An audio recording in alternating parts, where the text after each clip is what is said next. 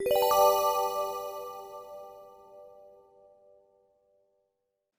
in the previous part of this lecture, we looked at ajaxutils.js, which is a small library we wrote in order to make Ajax requests to the server and process the response at least somewhat by being able to give our user, the user of our library that is, and in this case it's just us, the user of our library, to be able to give him the ability to give us a function that he'll be able to pass to us and will then get called when the server returns the response.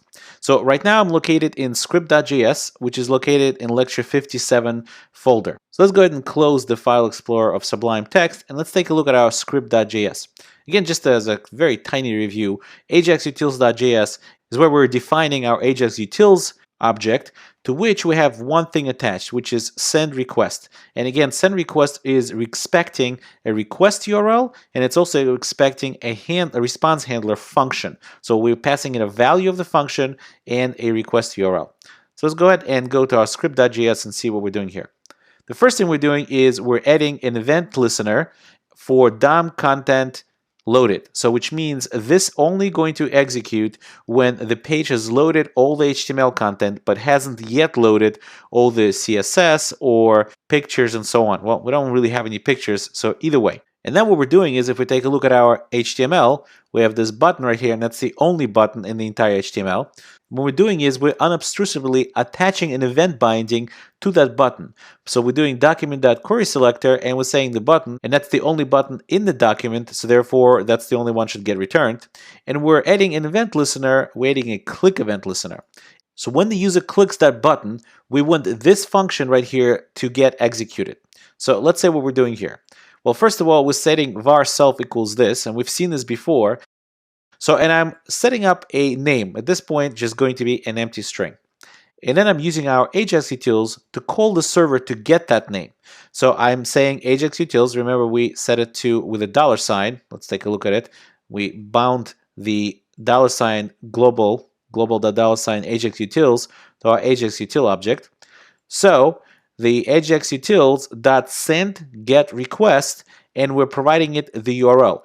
So we're giving it the URL of /data/name.txt, and it wants a handler function. Remember the response handler function that takes a request object that's going to have in it our response from the server. Yeah, it's a little bit weird in JavaScript that the response object is still called the request, but it is, so we're just going to continue doing it.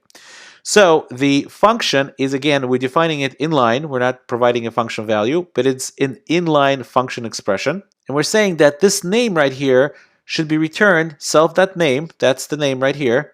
And we want the request.response text. So request.response text, or the response text property of the request object, is what holds the response from the server. So we want to save that response straight inside self.name.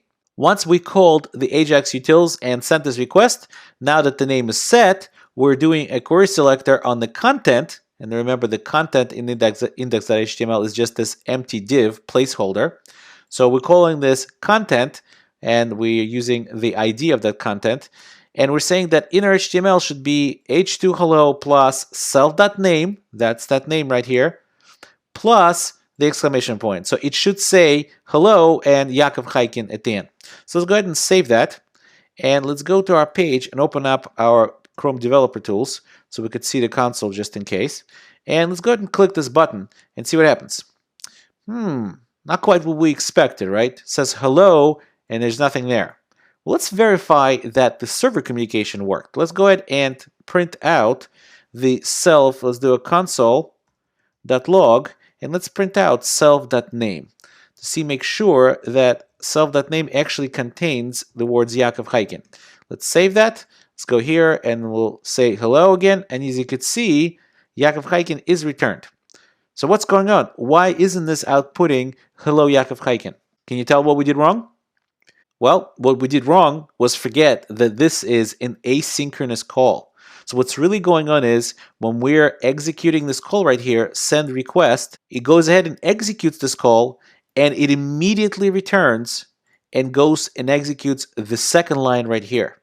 Remember that visual from the previous lecture that I showed you? When the Ajax call gets made to the server, the very next JavaScript line gets immediately executed. It is not going to wait for the server to respond before it executes this next line. And that's because this call is asynchronous.